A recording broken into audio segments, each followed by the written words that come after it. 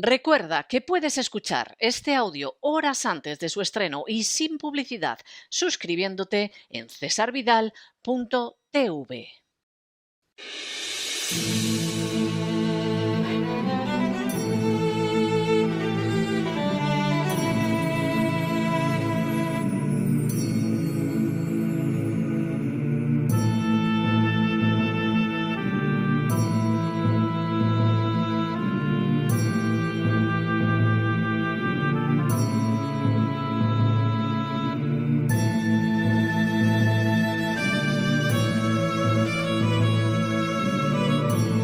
La Voz con César Vidal, desde el exilio.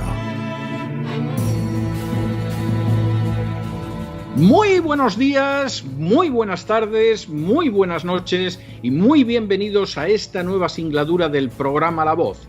Soy César Vidal, hoy es el lunes 21 de septiembre de 2020 y me dirijo a los hispanoparlantes de ambos hemisferios, a los situados a uno y otro lado del Atlántico y, como siempre, lo hago desde el exilio.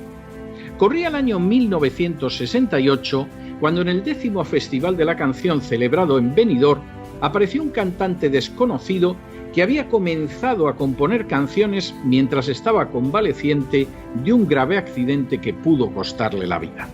Aquel joven, al que no conocía prácticamente nadie, ganó el festival y además saltó a la fama con la canción que había interpretado. En ella, a pesar de su tono melodioso, se realizaba una reflexión sobre la existencia que al final de una de las estrofas afirmaba: al final, las obras quedan, las gentes se van, otros que vienen las continuarán, la vida sigue igual. La afirmación no dejaba de ser especialmente aguda y contundente. A fin de cuentas, nadie se queda en este mundo. A lo sumo, puede permanecer el legado de lo que hizo, e incluso ese legado solo podrá ser continuado por terceras personas.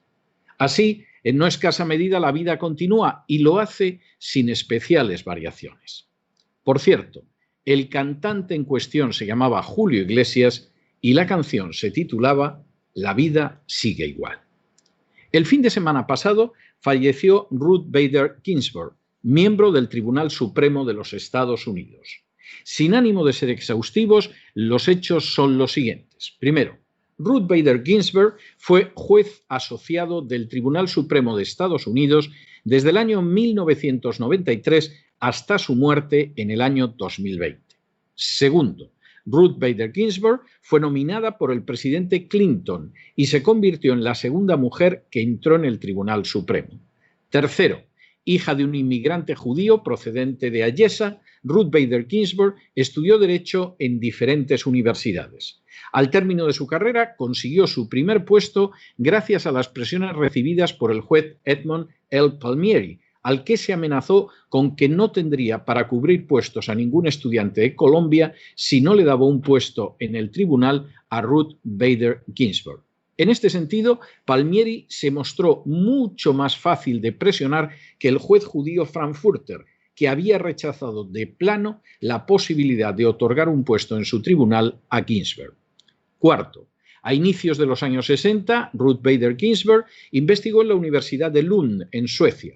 Fue allí donde asumió la visión de género procedente del socialismo sueco. Quinto, en 1970, Ruth Bader Ginsburg fue una de las fundadoras del Women's Rights Law Reporter, que fue la primera de las publicaciones de derecho en Estados Unidos dedicada exclusivamente a estudiar los derechos de las mujeres. En esa misma época enseñó en la Universidad de Columbia, redactando el primer libro sobre discriminación sexual.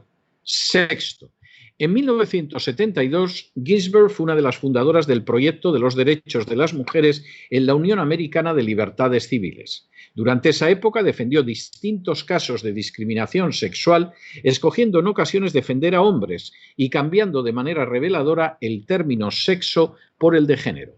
Séptimo, en 1980, Ginsburg fue nominada por el presidente Jimmy Carter para ser juez en el Tribunal de Apelaciones del Circuito de Colombia. Allí permaneció hasta 1993, en que fue elevada a miembro del Tribunal Supremo. Octavo, Su entrada en el Tribunal Supremo se debió al presidente Clinton por sugerencia de la fiscal general Janet Reno. La razón estuvo en que Ginsburg era judía y no se había designado a un judío para el Tribunal Supremo desde 1969. Con el tiempo, Ginsburg se convertiría en el magistrado judío con más duración en el Tribunal Supremo. Noveno. De manera bien reveladora, durante la encuesta ante el Senado, Ginsburg se negó a responder distintas preguntas, lo que se convertiría en el denominado precedente Ginsburg, al que han apelado otros designados para no responder a las preguntas del Senado. Décimo. La retirada del juez John Paul Stevens convirtió a Ginsburg en el juez de izquierdas de mayor edad del Tribunal Supremo. En no pocas ocasiones, Ginsburg votó en contra de la mayoría del Tribunal Supremo, siempre sosteniendo posiciones de izquierdas de difícil encaje en el texto constitucional. Undécimo. Defensora clara de la ideología de género, Ginsburg apoyó distintas sentencias ampliando la práctica del aborto. De hecho, criticó la sentencia Roe versus Wade, que legalizó el aborto en Estados Unidos, como una decisión demasiado moderada que había frenado al movimiento abortista. Duodécimo. De la misma manera, en 2016 formó una mayoría de jueces que votó para eliminar partes de la ley tejana que establecía las condiciones a las que debían someterse las clínicas abortistas. La tesis de Ginsburg era que la ley tejana no pretendía proteger a las mujeres como afirmaba, sino limitar el ejercicio del aborto. Décimo tercero. De manera también muy reveladora, Ginsburg apoyó por utilizar el derecho extranjero para dar forma a las sentencias del Tribunal Supremo, una posición a la que se opusieron otros jueces. De hecho, Ginsburg apeló ya en su primer caso ante un tribunal a leyes alemanas. De manera bien significativa, ese más que discutible argumento lo utilizó sobre todo para avanzar posiciones de ideología de género. Décimo cuarto. Igualmente, Ginsburg, siguiendo instancias judías, consiguió que el Tribunal Supremo no inscribiera sus certificados en el año de Nuestro Señor. Décimo quinto. En 2010, Ginsburg se convirtió a sus 77 años en el miembro del Tribunal Supremo con mayor edad. Ante los rumores que afirmaban que no podía retrasar su retiro, Ginsburg señaló que deseaba emular al juez Louis Brandeis, que lo fue durante casi 23 años. Sin embargo, cuando se llegó a esa circunstancia en 2016, tampoco se retiró. Décimo sexto. En julio de 2016, en 3 entrevistas diferentes, Ginsburg afirmó que se marcharía a vivir a Nueva Zelanda si Donald Trump ganaba las elecciones presidenciales. Por supuesto, Ginsburg no cumplió su palabra e incluso llegó a decir que aquellas afirmaciones habían estado mal aconsejadas, aunque no aclaró quién le había aconsejado. Décimo séptimo. En el año 2018, Ginsburg manifestó su apoyo al movimiento Me Too en una nueva vuelta de tuerca de su respaldo a la ideología de género.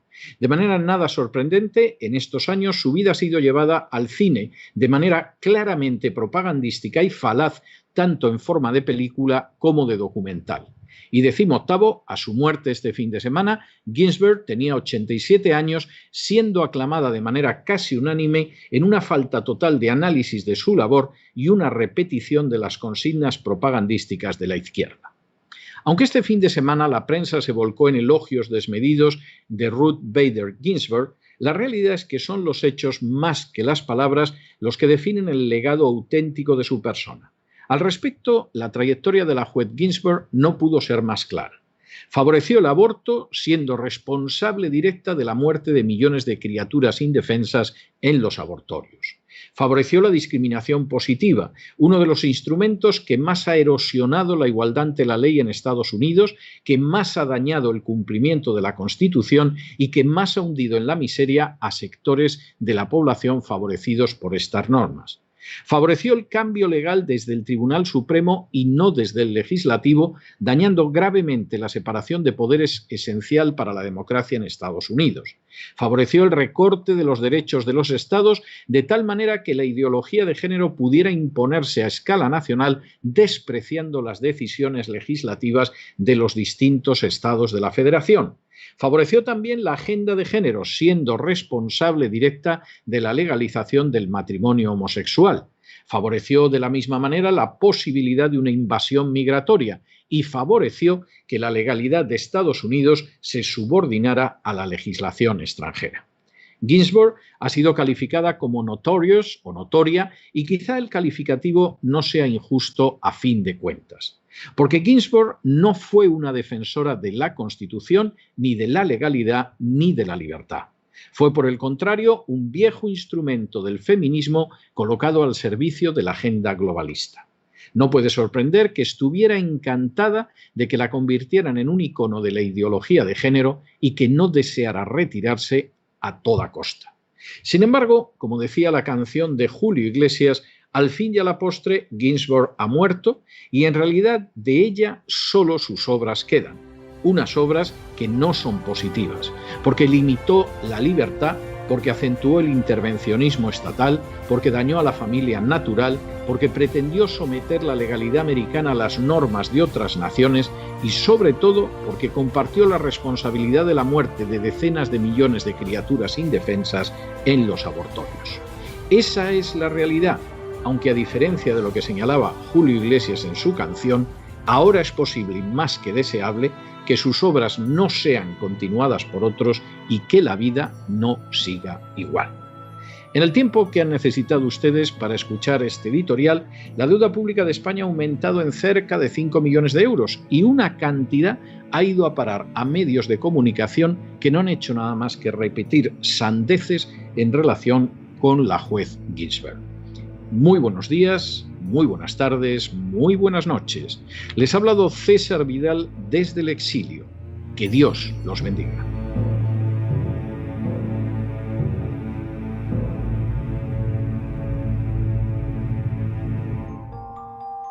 Esta sección está patrocinada por crowdfunding con el siguiente mensaje.